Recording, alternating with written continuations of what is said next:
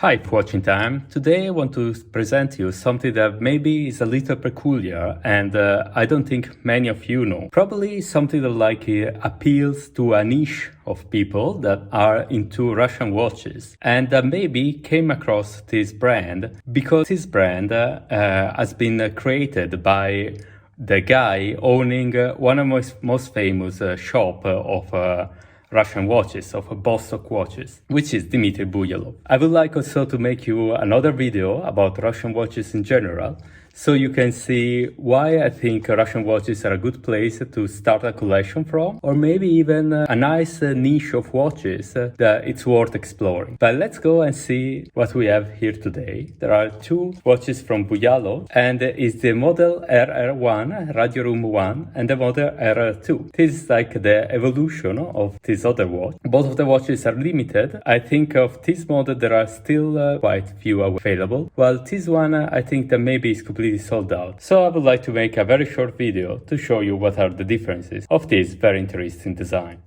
Let's go very fast through the case of this watch. The case design, want to remember the clock of submarine, and that's why on the bottom it is a 46 millimeter, while on top it's only 42, it's conical. It is made of carbon, but inside it is steel, as you can see from the bottom. The front has this very bold design with screws. It has applied indices, and also the name of the brand is applied. There is at 6 o'clock the date, and the dial, in this case I chose the black one, has this pattern like remembering a net. Very peculiar is the crown. The crown is a screw down crown, and as you can see it's very big and a little protruding. That's something I don't like very much about the watch. The back, not screw down, because this one should be one piece case, so I think you can only open from the top. But like the back has this symbol, this nice fan of a submarine, and as you can see it is an Nh35.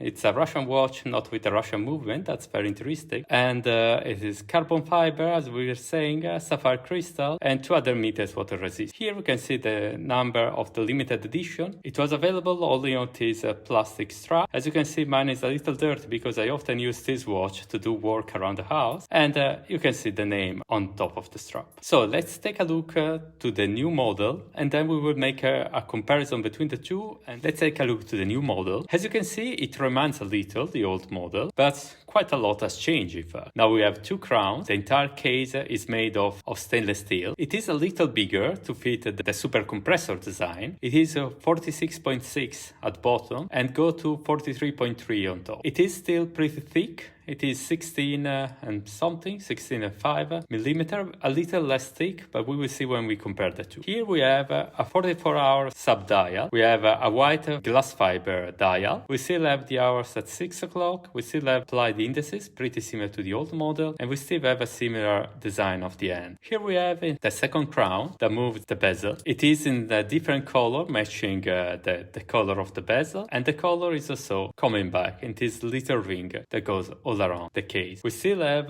the same strap. In this new version it has the name again inside. Also it's available with some lugs that you can attach here. You can put a leather strap. I prefer to keep it this way because as you will see, I don't have a very big wrist, and with the additional lugs obviously the watch become a little big. The watch is called Akula, meaning shark, and as you can see there is a shark here on the back.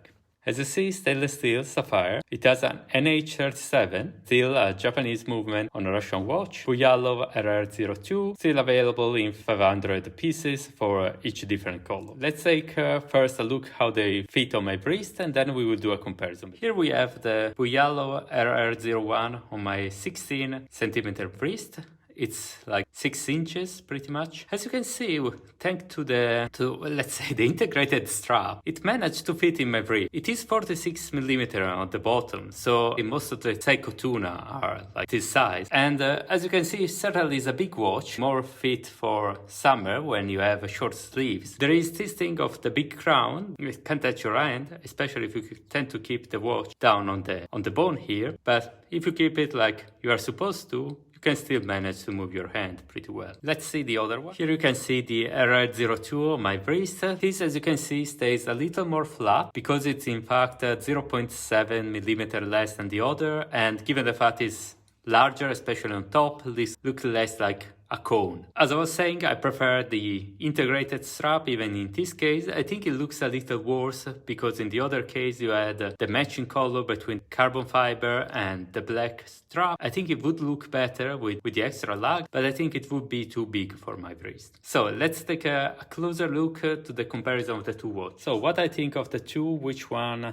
do I prefer? I think it's a deuce for me. I cannot decide between the two. This watch here that for me has a more interesting dial, like the finishing of the fiberglass, but I think that the white dial makes it a little less legible, especially in some lights. The ends that are metal tend to be less visible. In this case I prefer the color, but still the dial in this case is a little less special. The texture is nice, but it looks plastic. Well, in this case it's a little more special because it's fiberglass. I like the two crowns. I like the fact they protrude less from the case, so they look a little more integrated. I like the finishing on the case with these three lines, but I definitely prefer the carbon case here. Even regarding case back, I cannot really decide because they are both very nice case back. This has a very nice drawing, let's say, but the way it is done, it's a lot less nicer in this case. It is this blasting and the fan, it's really deep into the steel.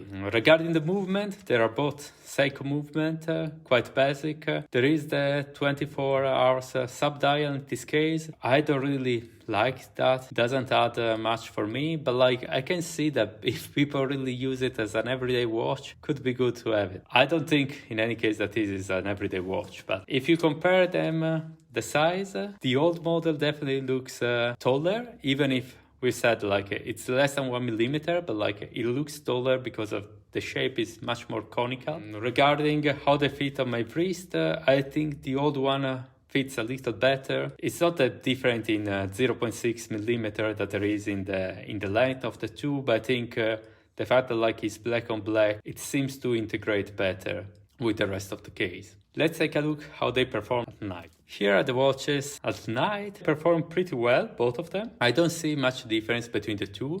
Also the ends and indices are pretty much the same, so you won't find that difference. You can recognize the new model because it has the 24 hours sub-dial. The new model has a running second hand, while in the old model there is no lume on the tip of the second hand. So let's go back with normal lights to have some final consideration and finally tell the price of these watches. Here we are back with the Buyalov RadioRoom 1 and 2. Let's go through the prices. The old Buyalov was about $230, while the new Buyalov was $280. But I think nevertheless these watches are very good value for money, as are other Russian watches. I will do a video about Russian watches that I think are a very good place to start a collection with. Also, just to close, I want to show you the third watch that Buyalov did. I would say the second model, because this was the first, this was the third. The second model it did, it is pilot watch. Quite big watch still, but like bronze. I don't know, maybe I can do a review about this if you are interested. If not, in any case, my advice is checking the website of Meranon if you are interested in Russian watches or if you are interested in these watches. If you like the video and if you like to see more content from us, please put a like and subscribe to our channel. We will always try to offer you different watches of different brands and of different prices also, varying from accessible prices up to Rolex and other high brand. Thank you for everything. Bye. See you the next one.